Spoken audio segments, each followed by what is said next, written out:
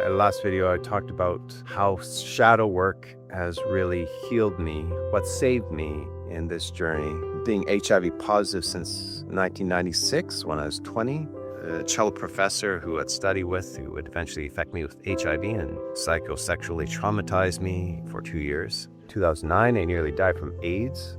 Spent 6 months in the hospital. So I struggled, and over the next 10 years, I actually started to rise again.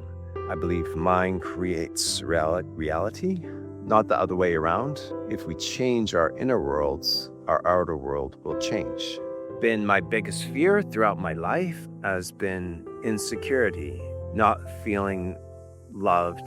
So face your fears and don't be afraid. Just keep on going.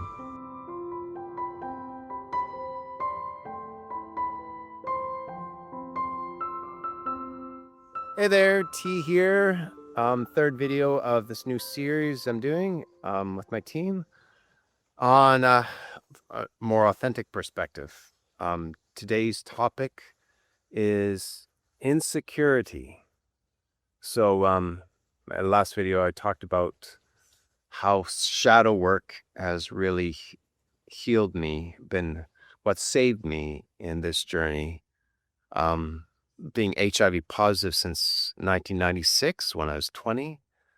And now 30 years later, here I am. And 2009, I nearly died from AIDS. Spent 6 months in the hospital. Came out with lower spinal cord damage, but now, except for that, which I might find a way, science has come along, might be able to heal that in the next decade or so.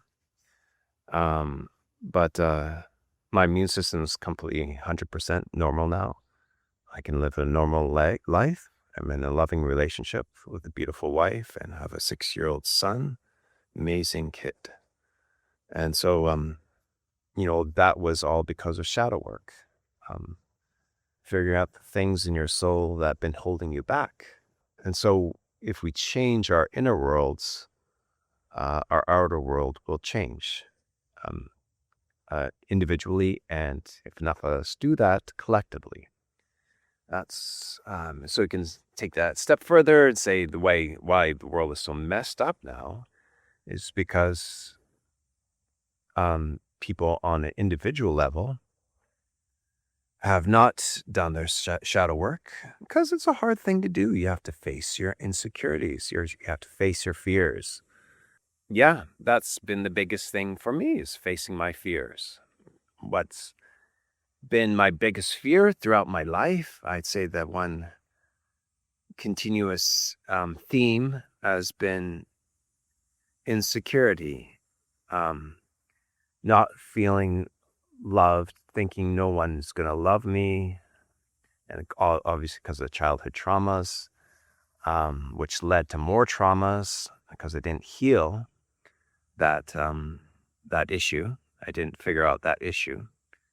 And so that led to more traumas. It's like that's the way this game of life, this reality kind of works. Each soul, I believe in reincarnation. Each soul has its main issue with other issues to work on in a certain life.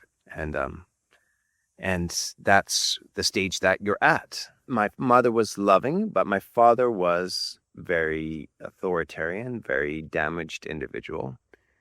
2 wrongs don't make a right. And so he was discriminated against. He didn't fit into society. He wasn't educated. He grew up on a farm, worked as child labor, only went to school 2 months out of the year.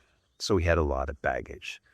And so he brought that baggage onto his sons and his wife. So growing up was very damaging. And so I did not fit as a kid growing up in the 80s and 90s. I didn't fit into Canadian society very well. I was very insecure. It didn't affect my brothers that much. And then by the time I was 14, the jocks in my public school just were like, hey, this guy is sensitive. He's ripe for the picking. And, they just for fun, let's make fun of him all the time. And so that led to cascading of events, which really traumatized me. I ended up homeschooling for 2 years, depressed and so forth, which eventually led to my conflagration with the professor who seized upon those insecurities that I had.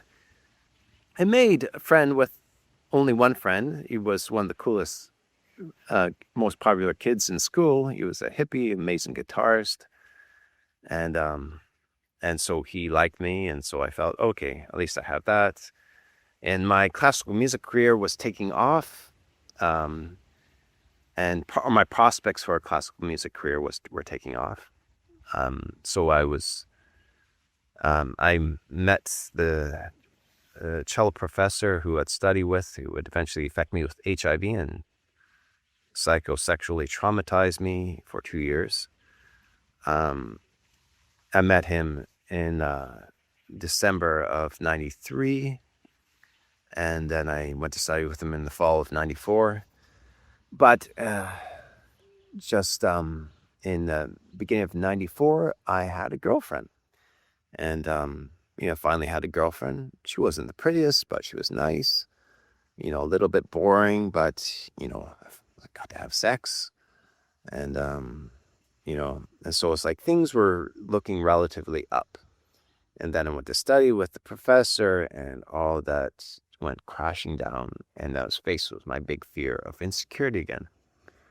And that was hell, those 2 years. And then I finally made it to Germany because my father wasn't going to pay for my education. So only hope I had to have a career in classical music was by getting to Germany, where they had free education and some of the best teachers in the world. So that's why I sacrificed those 2 years with the professor to get there. And I got there. And as soon as I got there, I broke down from all the trauma. And then I got tested for HIV after a month of my studies there, and I was HIV positive. Came back after one semester at the end of 96 and to Vancouver, and then I had HIV, and HIV was a death sentence back then.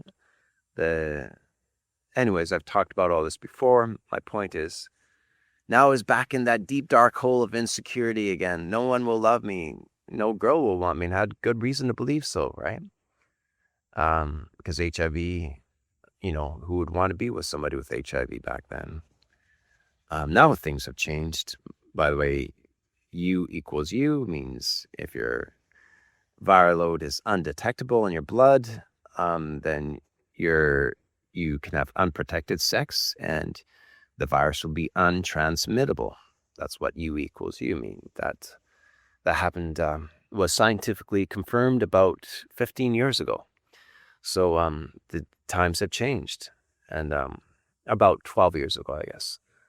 Back then, it was really, really tough, and so now, so I struggled, and over the next 10 years, I actually started to rise again.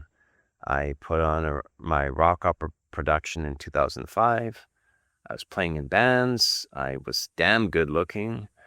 And, I had friends, and I actually fell in love with this, and she loved me too, but she could never be with me because it's a whole complicated mess, and that ended breaking up. And then,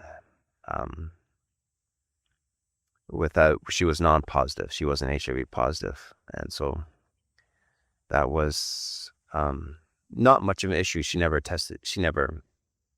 We had sex, but she never tested HIV positive. She's still alive and healthy today, and HIV negative. But, that destroyed me, what I realized. And I thought she would save me.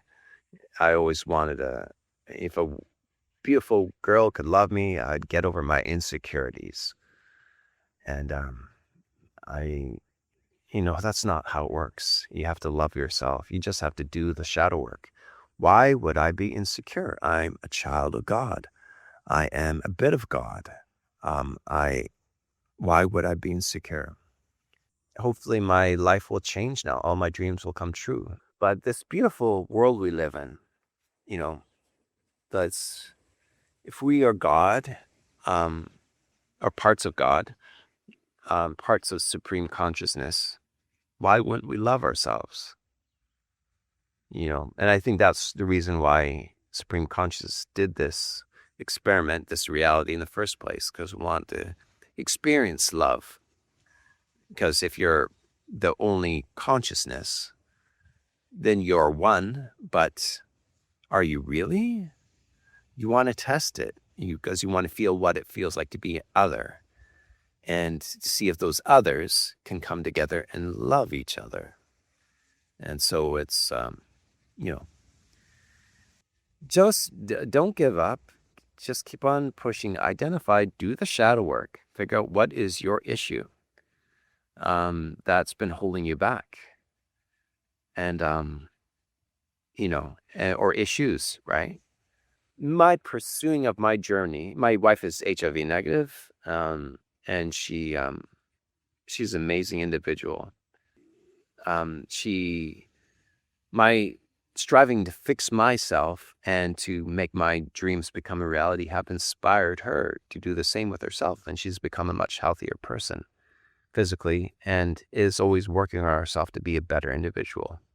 So it's like we help each other, right? So you're not just helping yourself if you do your shadow work and figure out what your main issue or issues are that are holding you back in life and love. But you're helping others too. You're helping the world.